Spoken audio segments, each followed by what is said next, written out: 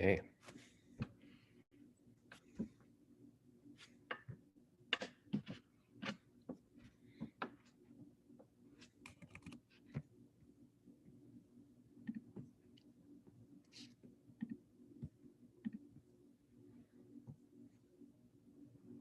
I think you're still on mute.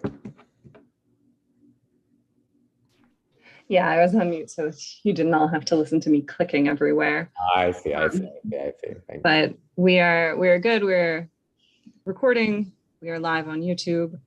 So let's go ahead and call the meeting to order at 6:33 p.m. Welcome to Outreach and Elections. Okay, so first up on the agenda, attendance. Matt, you are here. Catherine is here. Good work, team. Good team. We've got 2 members of the public here this evening as well so far. And let's move straight into the minutes. So motion A, approve the GTLNC May 11, 2022 Outreach and Elections Committee minutes. Matt, do you want to first or second? I will first. And I will second. Any discussion on the minutes? If you are a member of the public, please feel free to raise your hand if you have comments. Hearing none, seeing none, we'll proceed to a vote. Matt, do you approve the minutes? I do. I do as well. Motion carries 2-0-0. Minutes are passed. Great. So that brings us to public comment. We've got 2 minutes per speaker on a outreach and elections topic that we don't have on the agenda right now. So if you would like to speak, go ahead and raise your hand.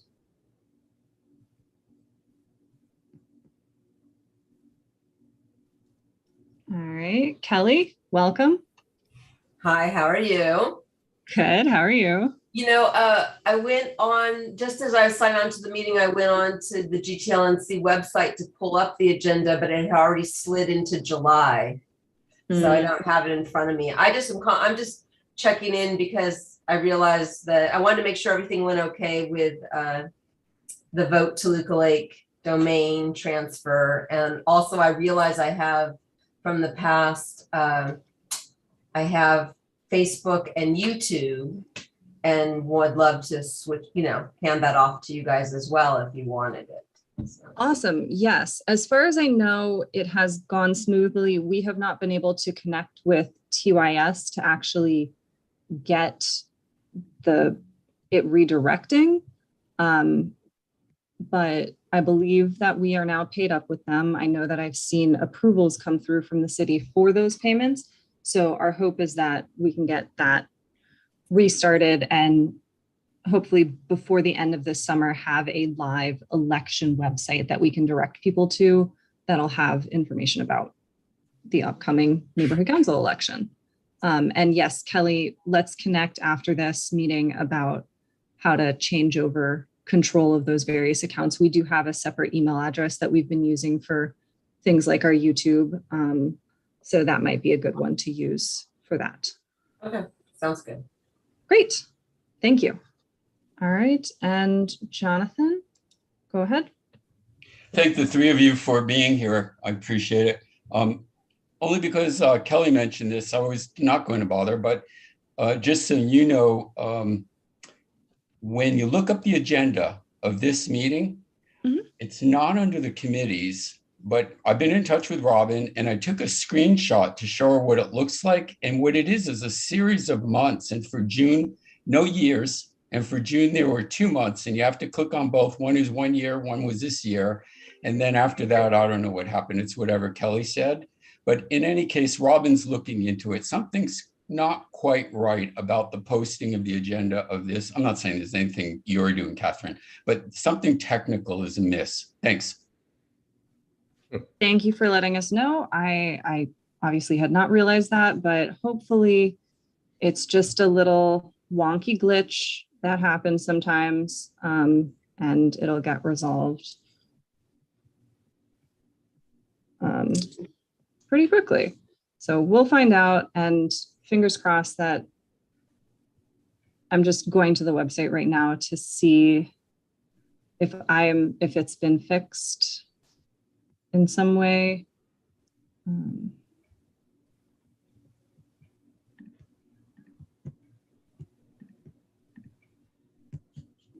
Okay. All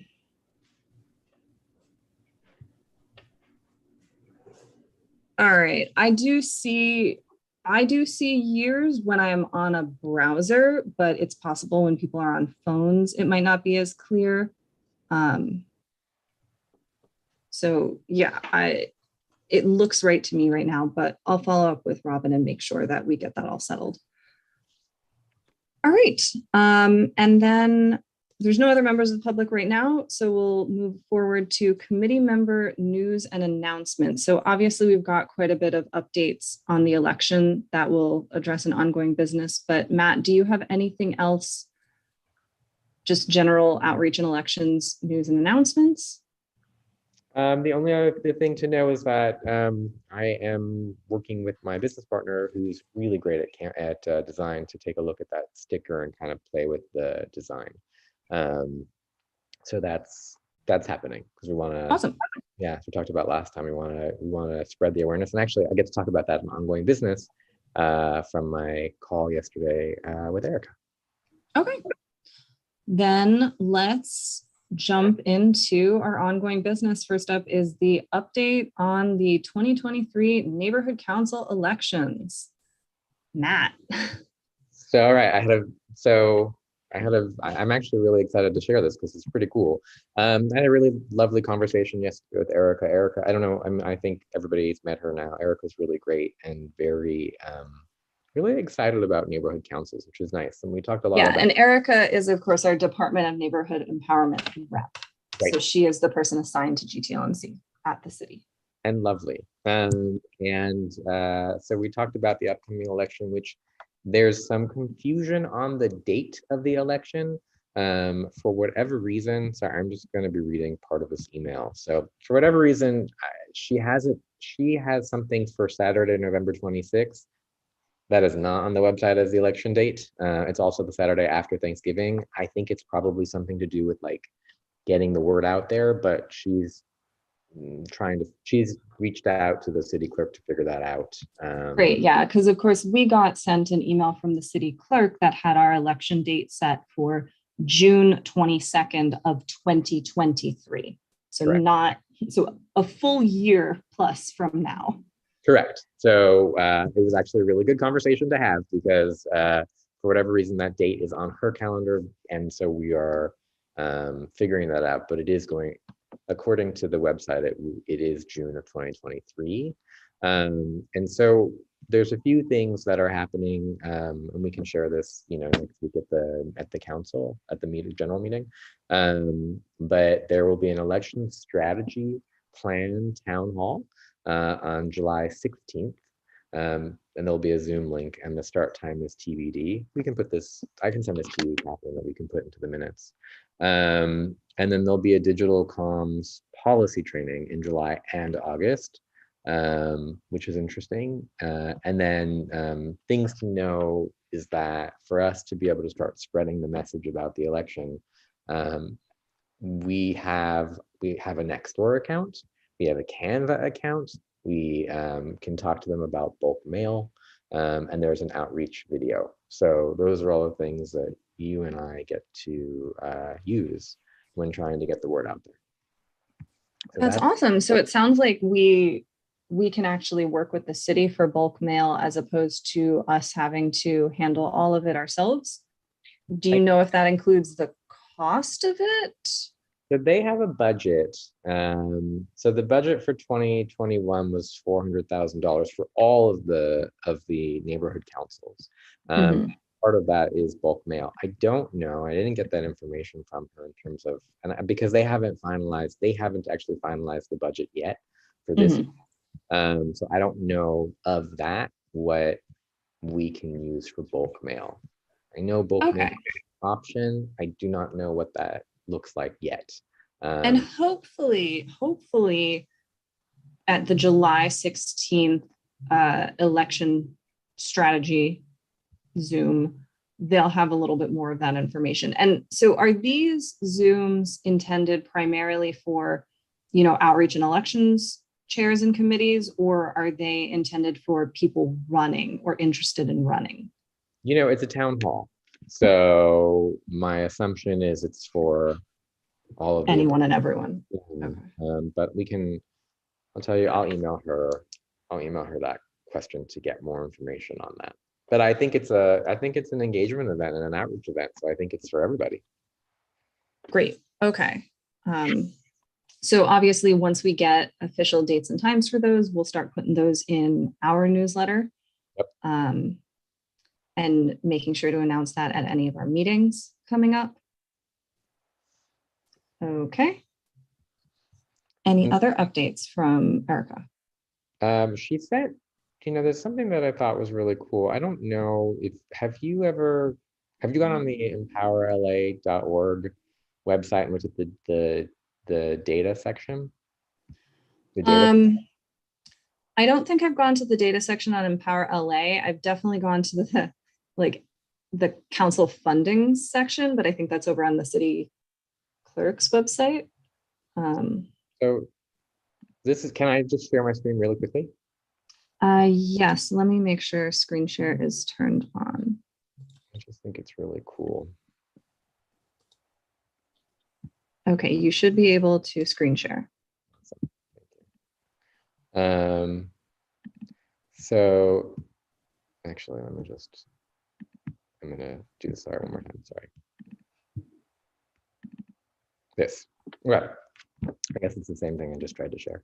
So this is really cool. This is what she showed me. If you guys can all see this yesterday. So this is on the website, which anybody can go look at. And I just selected the Greater Toluca Lake Council, but you can do all of them. And of the 73 people who participated in this, if you look, the question is, have you ever participated, right, in any of the LA neighborhood council system? Of them, 27 yes, 20 have voted, and 18 have never heard of it. That's not great. Those numbers aren't great, but they also are not shocking.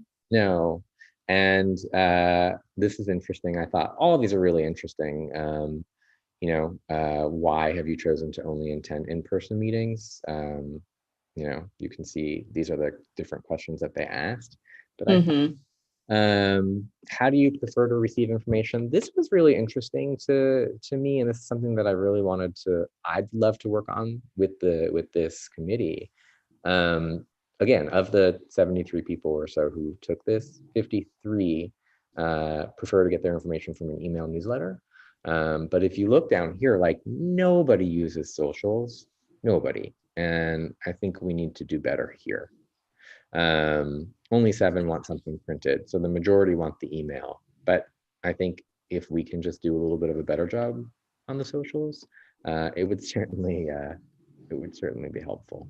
And then this was also really interesting. Described your ethnic and racial background. And look, the majority is white, and then biracial. And I actually had asked her, okay, but what is the breakdown of Toluca Lake for these numbers to make sense?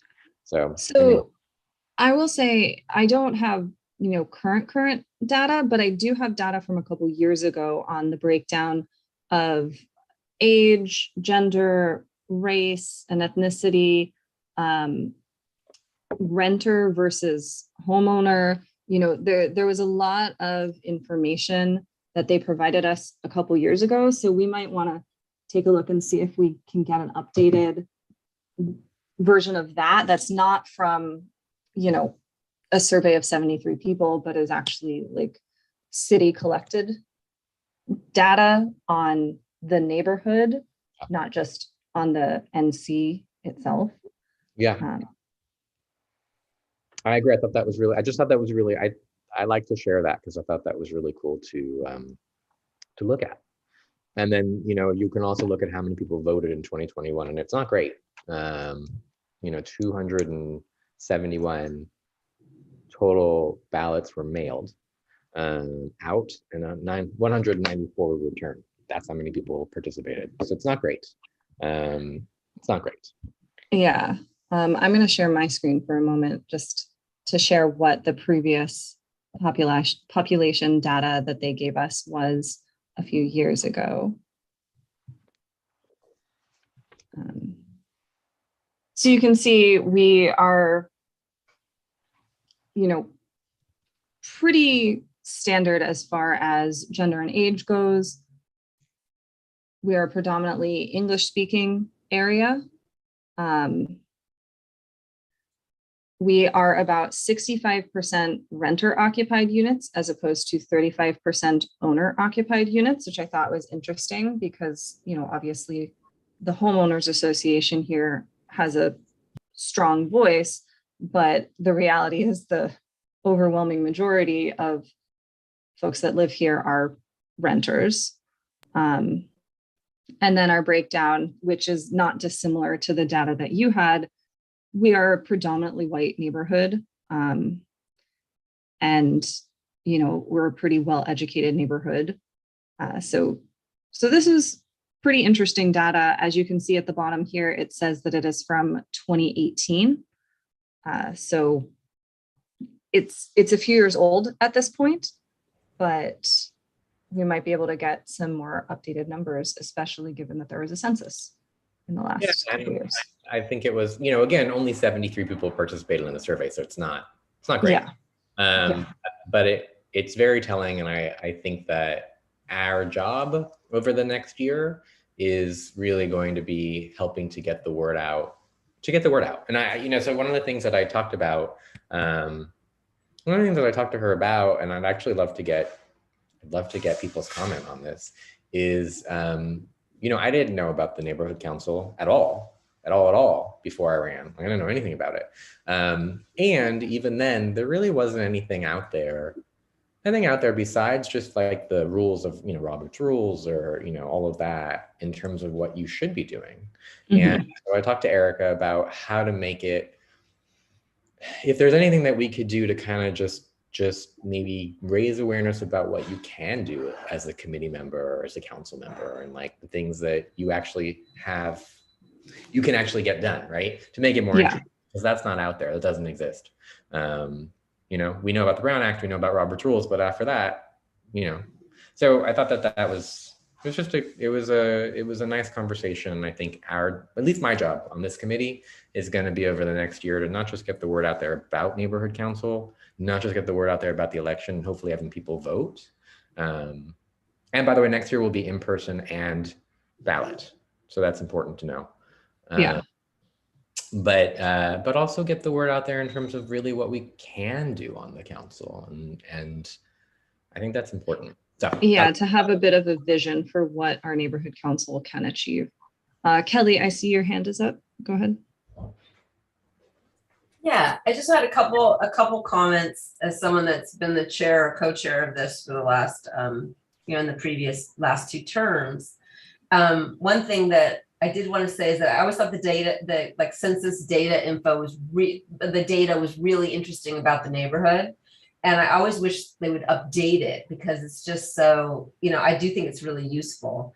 Especially because it always made it clear, like Matt, I love what you were saying about trying to get more people, educate more people, get more people in, because I always felt like it was very hard to kind of wrangle people that people that didn't know about it, which was the majority. And I wasn't quite sure how to, it was always like a challenge to figure out how to do that. A couple things I did want to say, though, that are pretty interesting, even though like last time they did the ballots because of COVID, you had to request a ballot and then it got mailed to you and then you had to mail it in. Even that election and the election prior, even though their actual numbers are very small, percentage wise for the size of our neighborhood council area, we were at the top 5% of all neighborhood councils. So that's like how small a margins they're dealing with. Yeah. Because we are small, we're a smaller area because there's several that are 3 times the size. But the idea that you could have 200 people vote and that was considered a huge success by Dunn was always really, interesting to me because it never felt like good enough to me. And then the other thing I just wanted to say is that just be prepared on that Dunn budget, unless they're going to do something different, which they may very well, which would be fantastic. In the past, that money that they have set aside in their budget for elections has been spent only on neighborhood councils that they feel are at risk or need a lot of extra help. And none of that has ever gone to, we've never got a dime of any of that. And they've never done general outreach for just the whole city. So I just wouldn't get too high hopes about that money. Yeah, I mean, $400,000 when you spread it again across everywhere, yeah, it's not a lot of money for sure. But I'm curious, actually, I have a question for you, Kelly. So how do you how do you think it, I'm not here to tell people what they should and shouldn't do on the council or any of, or what we can actually do, but like, how do you make it more appealing for people to run? Well, I always thought that, I mean, I love your idea of letting people know, what you can do on a council. And I love the idea of letting people know that it's a way to get their feet wet in local government and understand it better. And the other thing that I think definitely made people interested is the idea that you really can get, once you have that GTLNC.org web email address, you often can get your phone calls returned. You can call people that normally wouldn't call you back. So you have like better access in terms of learning and being able to ask questions and really understand it. But, so those were the things that I focused on, and also, like, if you look, I think a few people that ran in the primary election yesterday had neighborhood council roots. So I always kind of show, we used to talk about that. But I also found that the only type of outreach that ever seemed that effective was one-to-one, someone on the council talking to someone who might be interested. I mean, isn't that how you found out about it? Yeah, and by the way, Jonathan, I'm so curious what you have to say about that. But yeah, I mean, I found out about it. So who told me about this originally is Tina Smith, who was on the council, right? And then she left. And I mean, I'll be perfectly honest. I would have loved to have had some kind of aside from just the general rules, right? Aside from the stuff that you have to know for the logistics and just doing it, which is no fun, more about here are some of the here are some of the things that you can actually do, right? Here are some of the actual results that you can have. And here are some of the things maybe to look out for, that kind of thing. I think that would have been more helpful for me. It took me a while to join a committee. It certainly took me a while to join this committee.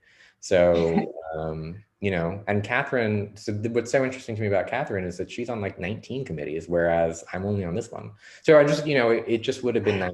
I think that would be nice. And that, That's the result of Catherine not being able to say no when someone says, we need a volunteer. But, I mean, I think, and Jonathan goes to every meeting. So, I'd love to know, Jonathan, how do you think that we could get people like me who don't know about it, who've never participated in it prior, right? How can we get people to want to run, and then to kind of explain to them what can get done, I can't unmute you.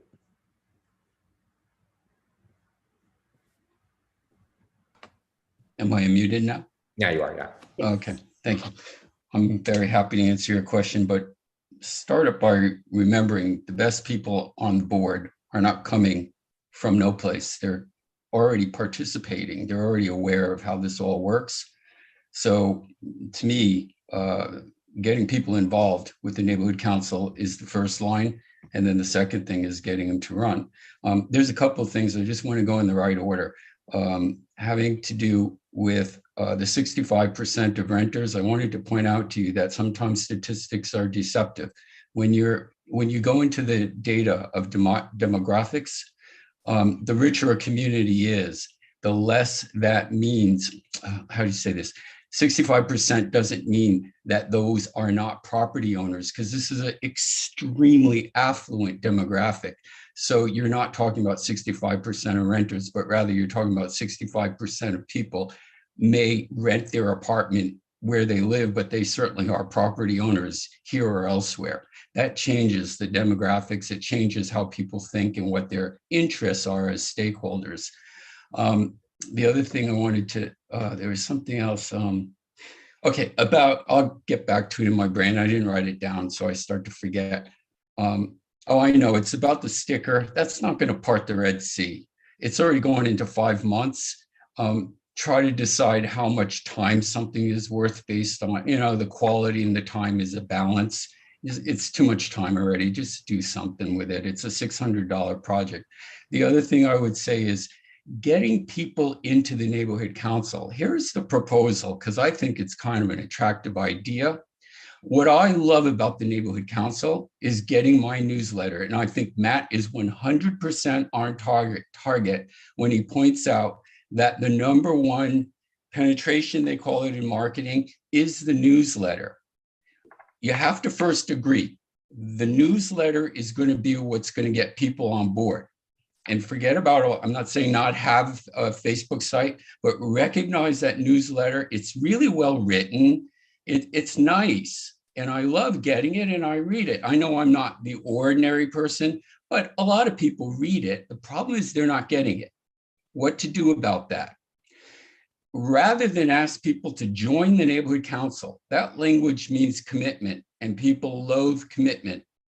You ask people to sign up for the newsletter. What does that entail? That entails that when you sign up for the newsletter, it also is connected to our website so that let me just say, if you go to the website right now, it's not easy to find the newsletter. And the newsletter is such a beautiful piece of the neighborhood council, it ought to be right there. Number one, fix the website so you can click on a tab and get the current newsletter.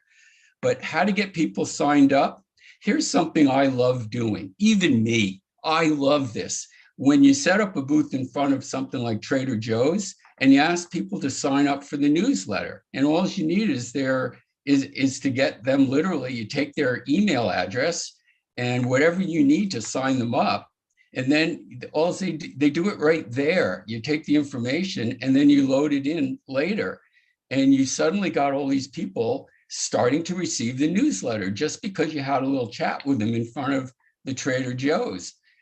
I just think that's a very cool way to do it. And you get to meet people who are in the community and they start to see you, but more importantly, you get them on the newsletter. I recommend you start thinking about that aspect and see if it might work in your minds. Thanks. Yeah, so I actually want to bring, this is a very, very small data set, even smaller than the one that we have from Erica, but for the recent vacancy on the Google form that everyone was asked to fill out to submit their candidacy, we had a question at the end, a survey question. How did you hear about this vacancy? And people were allowed to check multiple boxes. So that's why these numbers don't add up to 10. But of the 10 people that submitted through the Google form, 5 of them said social media, 5 of them said direct contact from a board member. Those were far and away the winners. Obviously, it's a teensy tiny sample set. 5 compared to 2 is not a massive difference, but social media does have some reach. And I will note the person who said Nextdoor at the bottom, I consider Nextdoor a form of social media. That was one of those other options, and explain. So yeah, I think as Kelly mentioned before, direct contact with board members is one of the most crucial ways to get people involved. And I honestly think that social media is one of the easiest ways to raise awareness. I don't know that it necessarily will always get people in the door, but step one is getting people to even know the neighborhood council exists. And I'm going to be honest with you, putting a booth in front of Trader Joe's, people don't stop at booths in front of Trader Joe's. Now, if we were maybe at the farmer's market and had a presence, top share, at the farmer's market, once a month or something, and we could staff that and be out in the community and have that kind of presence at a place where people are already primed to want to stop and chat with folks, I think that might be effective. We just have to know where to approach people that they are willing to engage, because I think if someone is just going to TJ's or, running in for something quick at the Discovery Shop, they're not going to stop and chat. I'll tell you what, Catherine, I'll make you a deal. I will, if people are open to it, I will happily sit at a table at the next farmer's market when I have time, and share for a newbie, and for somebody, by the way, who didn't know what it's like to be on the council, and try and get people to at least come to meetings and sign up for the newsletter. Yeah. And I think we can also have a sign-up sheet at a booth. We just have to make sure that our booth is at a place where people are already willing to stop and learn more about something. Can I speak? Yeah. Yeah. I said it wrong. I didn't mean a booth. I just said it wrong. It won't work. A booth won't work.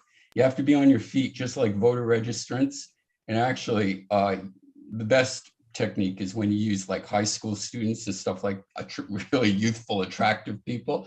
But we're attractive too, so that doesn't matter. The idea is to just have a clipboard and grab the information you need from people almost as they're walking. And I don't know what you actually need. But the idea is to first make a consensus that the newsletter is quite a good asset, and it goes to people once you get them signed up. The idea is you don't need to connect with people, you just need to get them signed up.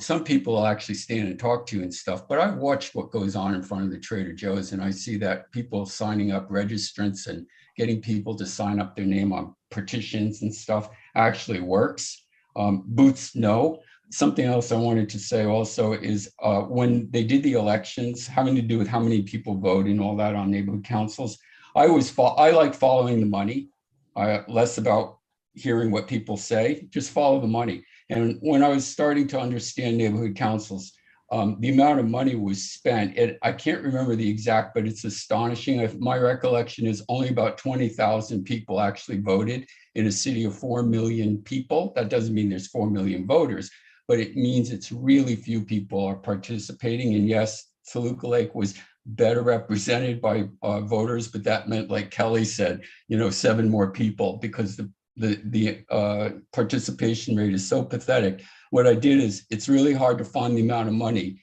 but you can do it by adding up different places of what LA spends on all this, and you divide it up by votes, and it was each vote cost something like $5,000. That's how crazy it all is. But the bottom line is we're dealing with it for what it is. And the idea is here to get, I'd like to see people signed up for the newsletter, because I think once they're on the newsletter, then you've got a gate. People start inevitably reading because they keep getting it. And it's attractive. It's attention getting. It's an asset. Not so much social media. That was a parallel conversation. I'm not recommending you discount social media, but the newsletter is going to be the end, just like I see it in my own neighborhood over in West Toluca Lake. People get the newsletter, they read it. Tess writes her own newsletter that in some regards it's even better because it's more personalized. But again, it's a different target. Newsletter is really a very effective means. The idea is just get people signed up. Don't use those words like booth, and don't use those words like join, because people don't do things like that. They don't stop at booths. You're right. But I see that there's a real possibility to get a lot of people signed up on the newsletter, but you got to figure out what minimally do you need to grab from a person while they're walking? Is it just their name and their email? It's just their email that we need. It's only an email that we need for the newsletter. Then. That's just the clipboard interaction. And if I were there, I actually love doing that kind of stuff. We have quite a bit. I will say, just very quickly, I don't think that Trader Joe's will let people stand in front and. I don't mean that. I mean anywhere, but a clipboard interaction. That's what he's saying. And I'll just say that in like the last 8 years, 8 years total, if you take out the COVID years, we did have a outreach, man or woman or people, a booth at Earth Day, at the holiday open house, and every single in-person board meeting. So there was always a sign up at all those places. And on Earth Day and Holiday Open House, those two events every year, there was like candy and things given out, like, treats or give away t-shirts or give away water bottles and things like that to get people to come over and tell them about the council and have them sign up. So 6 years, let's say, that I was involved in that because of taking out the COVID years. We got the newsletter list, mailing list where it is now, which is, it's not that many people. It's maybe 1,500 people, 1,800 people, 1,800 addresses. So, I mean, it's good to have a presence, and it's good to bring a presence back at post-COVID, but I also think that that hasn't been as successful as one would like. And it also tends to be the same 1,500 people over and over again, like there's a lot of duplicate addresses. It's kind of speaking to the same group of people. So, yeah. So I think we have a good idea for trying to get some, especially now that people are going back out in the world, trying to get some people actually in person, talking to the folks in the neighborhood that might not be already aware of this. But I do think we need to do a two-pronged approach. That's both the in-person, getting people signed up for the newsletter, and using social media, because the reality is, as Kelly said, you're going to hit a lot of the same people, and you're not necessarily going to reach outside of folks that are going to the farmers market or wherever we end up setting up people to go around with clipboards. Okay. Well, I'll tell you what, I will make a deal. If Kelly or Jonathan, if you want to join me, I will people that table at the farmers market. And let's see how we do. I will tell you the one thing though, just in terms of numbers, because this is the one thing I couldn't find, but I took a screenshot of it. So there were only, like I said, there were only 271 ballots that were mailed in 2021, just that. So I do think we need to do a little bit of a better job. Well, those are the people that requested one. That was exactly. Yeah. And between 2019 and 2021, yes, it was COVID, right? But we had, in the 2019, you had 327 votes. And in 2021, we had 194. So yes, I know it was COVID, but that was Matt, just so you have the background on it, that's because that was a whole different way to get your ballot, and all the education of trying to educate the stakeholders on how to vote, which was different than every other neighborhood council election they'd ever voted in. All of that fell to individual councils. So we used a direct mailer just because that seemed like the only way to get as a broad group of people, and it was expensive, and it feels old school, but it was a huge educational issue because everyone was used to be able to just go down to their polling place, and nobody really understood this whole new system, and the city didn't do anything to help us teach anybody. Well, and I also want to really give a credit to Kelly. That 327 number that you see in 2019 was higher than we'd ever had before by like a lot, I believe, Kelly. Yeah. Right. So the 2021 drop, although precipitous, was from a peak that was already way higher than it had been before. So it looks bad, but that's only because Kelly did such a good job in 2019. Well, thanks for that. But I also feel like I would love nothing more than it to be so robust. There are neighborhood councils, like we'll put out there, that spend the bulk of their budgets on elections. Like they spend the bulk of their money on elections and just outreach, like direct mailers, and just getting people to be aware of what the neighborhood council is and why they might want to participate. So, that has never been a priority for GTLNC, but there are councils that make that a huge priority. I would love to see a huge turnout, and I'd love for us to get people that we don't typically get. Right. At least the direct. I was so conflicted on the direct mailer because it's expensive and it's old school and it's landfill and just everything. But, I had a lot of people find out about neighborhood councils the first time in their lives from that direct mailer.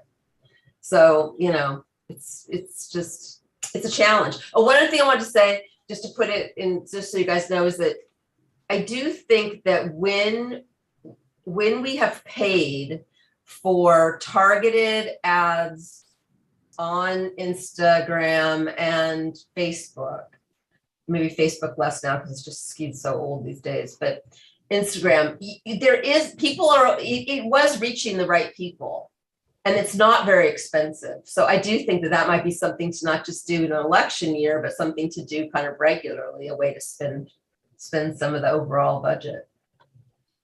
Yeah, and even just doing an occasional boost to one of our regular posts, because we have a Facebook, we have an Instagram.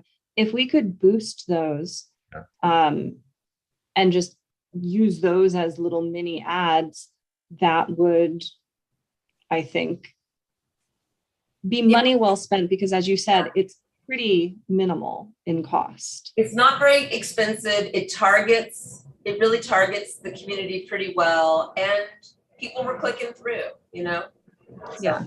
So am I allowed? So, because this is something I don't know, right?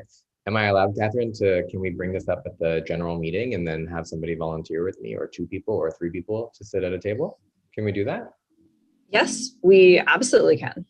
All right, I'm looking at you, Kelly, and I'm looking at you, Jonathan. All right. Do we want to move to polling locations for our election that may or may not be next year?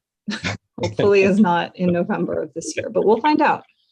It's on the back. So every time there is an election, we have to fill out a election information worksheet, which is just a little form that says, what is our primary polling location that we're requesting, and what is an alternate that we're requesting in case the first one doesn't work out.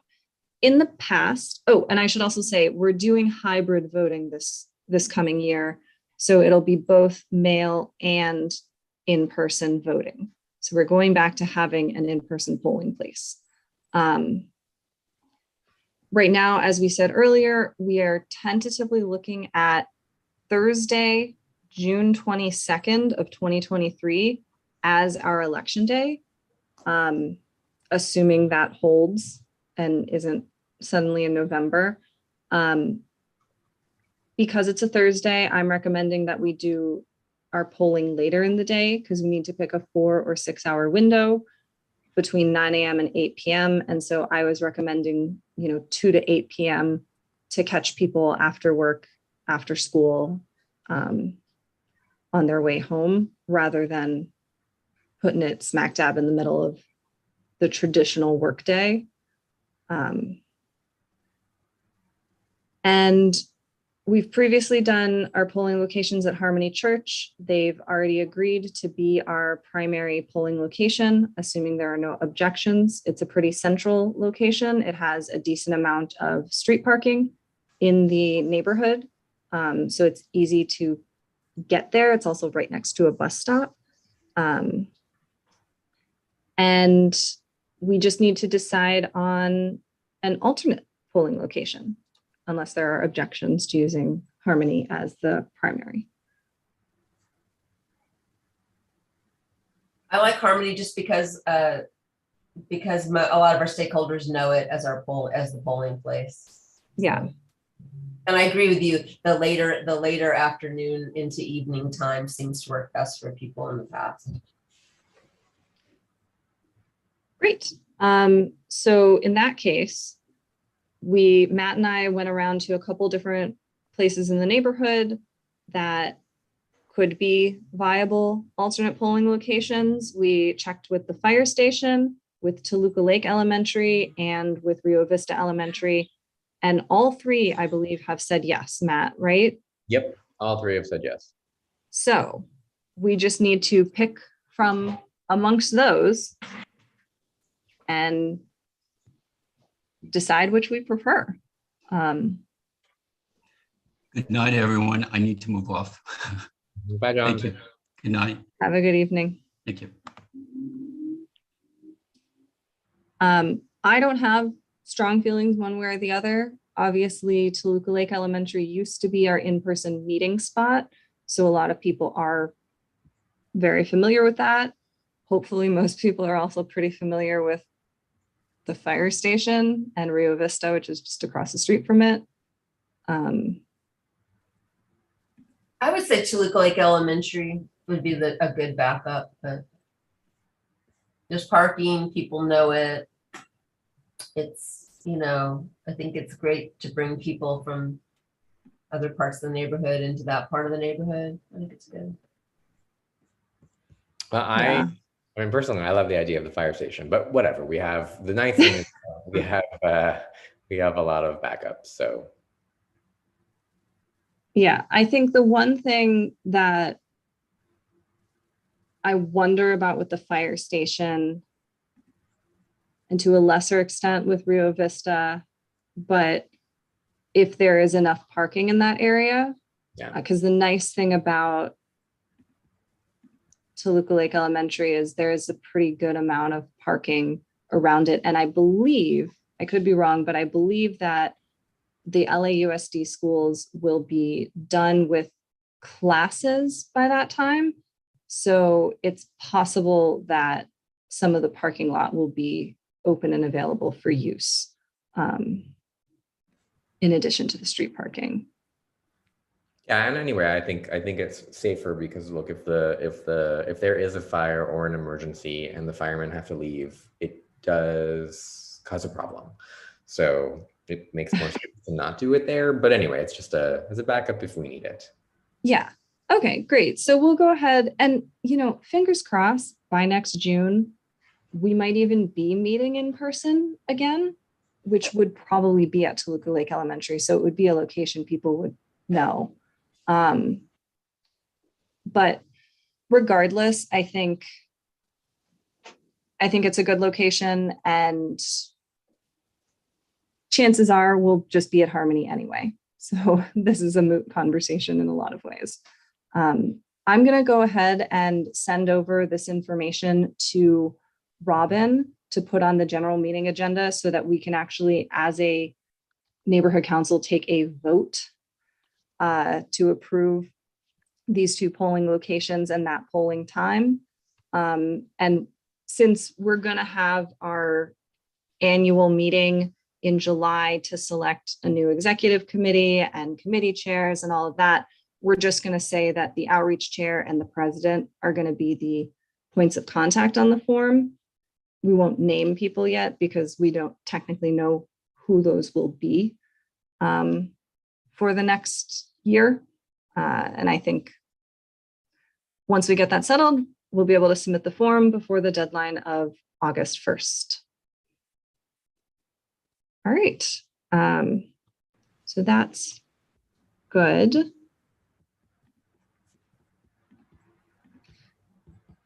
The next two things we have are the GTLNC promotional sticker and the homeless resource guide. Obviously, homeless resource guide was something that Tess was championing. And I think at this point, the next steps with that are to take the information she has, put it on something that looks a little more official, and just get it on the website, on our GTLNC website, so that people can find that information. As far as the promotional sticker, Well, so I have some questions about whether or not it would be effective based on my infinitesimally small sample size of 10 folks, none of whom said that they got information on the neighborhood council from the bulletin boards. I just wonder if a small sticker in the corner of a shop window will be enough of an eye-catching thing that it will have an effect.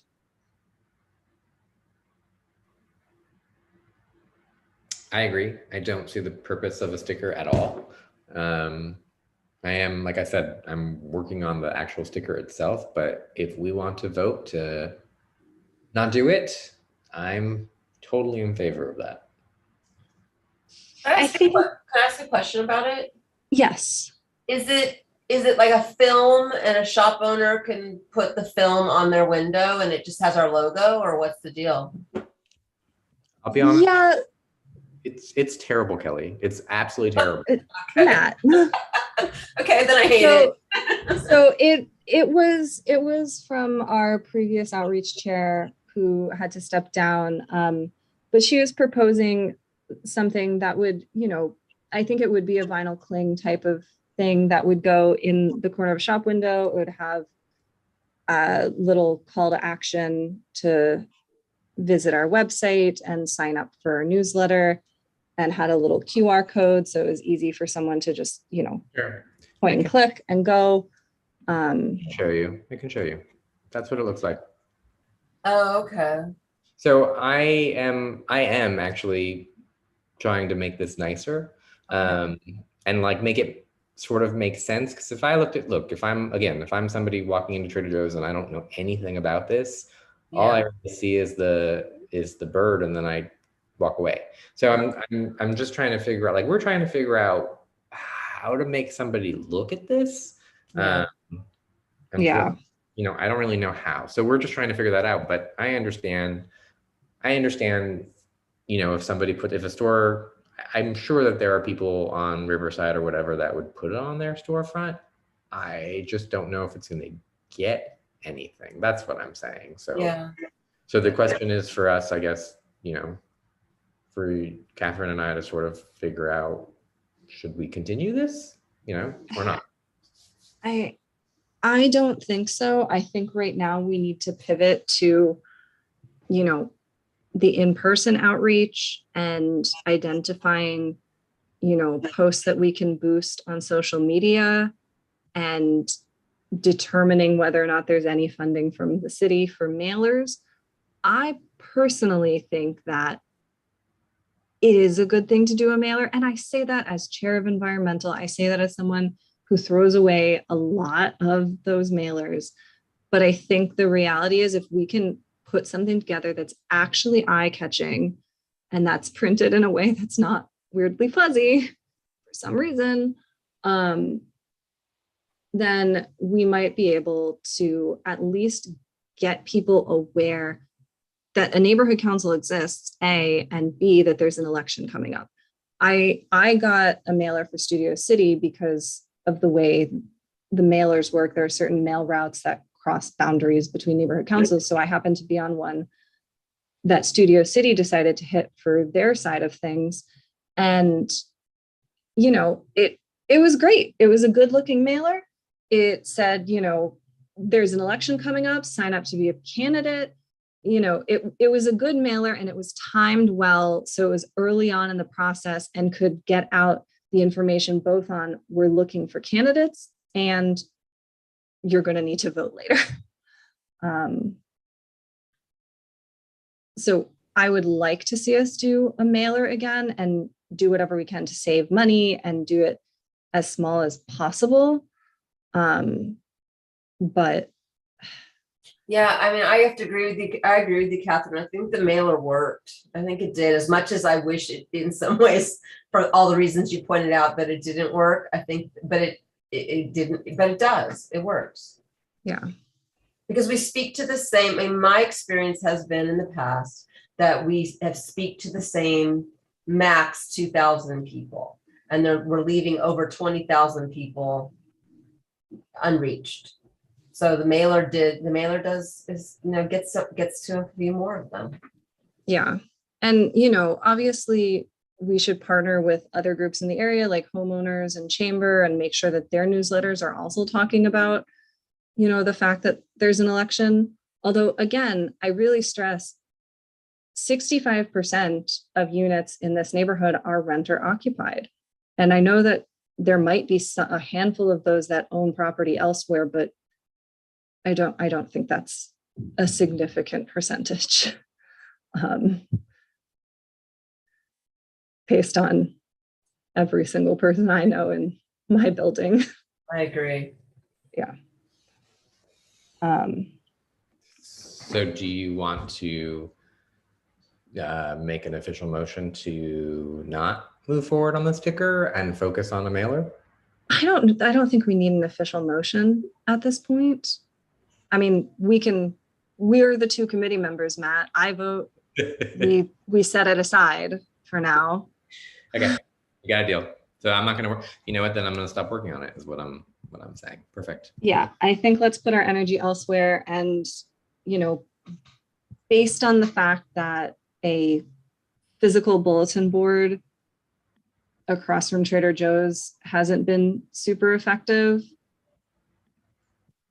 I think that something small in the corner shop windows probably isn't going to get enough eyes to be worth it at this point. I'm with you. Unfortunately. I'm with you. Okay.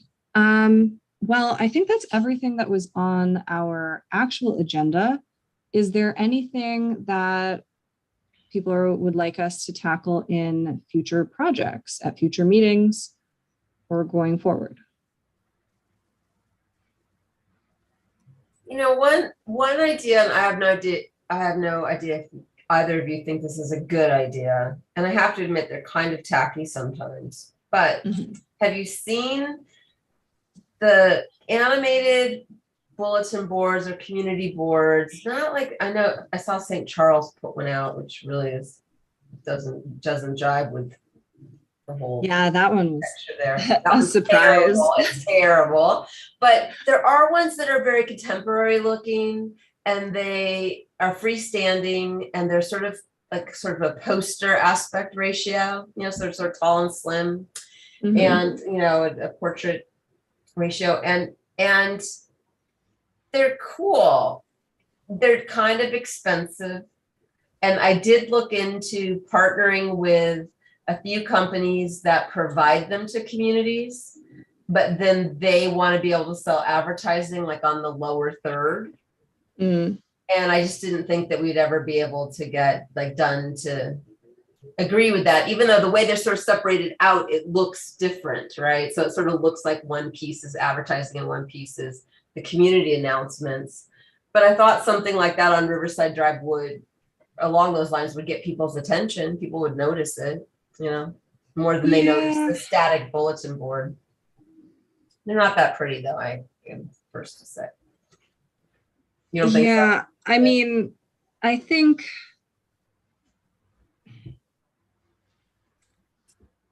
at this point, I would lean against investing in that. I understand that. Yeah, I don't know that even having something lit up and a little more contemporary would get enough people to swing by there, because I think a lot of people just sort of eyes glaze over anything that looks advertising like, and that to me looks even more advertising like than just a community bulletin board, if that makes sense. Yeah, no, that's true. Yeah, I mean, I do think a lot of this is word of mouth, but it's also got to be something that is interesting that would make people want to learn more about it. So that's something that's something that I talked to Erica about, and that's something that, over the next few months we can kind of figure out is how to get people more involved. Well, it's interesting, Matt, because one of the things that Dunn has never really done in the 20 years that they've been around, a little bit more now, 22, there's never really been a huge effort to educate Los Angeles to the roles of the neighborhood council. So there's really there's just not community awareness overall in the city, and you could say most people, if you ask them who was running in the mayoral primary yesterday, they wouldn't know. But for the people who do know these things, a lot of them that you'd think would understand and know about the neighborhood council don't.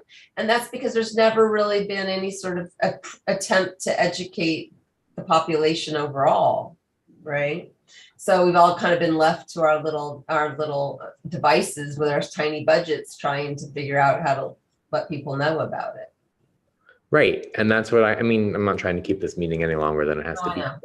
But that I think is really important. Because again, if it hadn't have been for Tina, right, and I I hadn't have been her friend, I would never have known about this. And that was the conversation with Erica, is it's not just about they exist. It's about why you should be part of it and what you actually can do. Because we can't do that much, right? But there are some things we can do. So this actually, well, one, there is a little video that we had on our election website that Dunn had produced about like, what is the neighborhood council even? And I thought that video was helpful. I will also say something that I've been wanting to do on the website once we get back good with COIS and we can make changes to it. I want to have an FAQ page on our website so that people understand, what is a CIS? How can you ask us to pass one? What does the neighborhood council even do? And I think that's a great idea. Tony always wanted that. Tony always wanted to be able to do that. Like how can I submit an MPG? Yeah. Yeah, like what is a neighborhood purpose grant and how can I request one? Right. Because I think those are two very powerful tools that a lot of people just have no idea neighborhood councils have. Yeah, it's true. On top of all the other ways that we can keep the public informed and connect them to their various city representatives or city services. I mean, we've had a little bit of a jumble between the changeover with David Rue in CD2 or CD4 and then us moving to CD2. So we need to start getting a better relationship with our council district office again. But back when we had Alice in Rue's office, I mean, she was just a force. If you needed something, if you needed information, if you needed to know who to talk to, she could almost always find you that information. I mean, I was frustrated because I kept trying to submit something on 311 to fix a crosswalk that was broken near Rio Vista. And like the 311 app kept being like, it's done, it's fixed. Like, it's not. I talked to Alice and within 48 hours, fixed. She was great. She was truly great. She's a legend. Yeah. Great. Yeah. So true.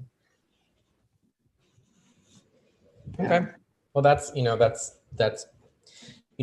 honestly, my very first introduction to the neighborhood council, Kelly, was that email fiasco that went back and forth, right? That you remember you sent out one email and then you didn't, because you're not on the council anymore. And then there were so many emails back and forth that, by the way, we're not that welcoming. So, for me, it would be nice to have a better welcome.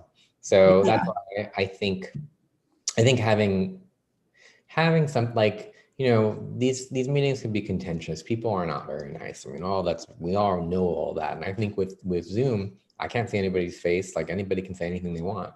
But it would be nice to know the good stuff that we can do. So I love that. I think that's great. Yeah.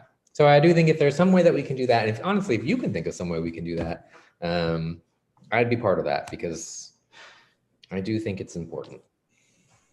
Yeah. Well, that'd be great. On that note, let's all go and try to think of all the positive things that we can do and how we can let people know about that. And we will reconvene on July 6th. I won't see you then, but I hope sounds great. Meeting. I'm going to be Wait, gone. Matt, are you not able to attend on July 6th? I will not be in the country. So are you okay moving it back a week? We will need to move it back a week because we won't have quorum without you, because we are but two humans and I am not greater than 50% alone. You are. So, you're greater than my. So you want to move it to the 13th? Can you do that? Let's go ahead and move it to the 13th. Yes, July 13th. Okay. All right. Well, thank you all. Thank Have you. a lovely evening. Meeting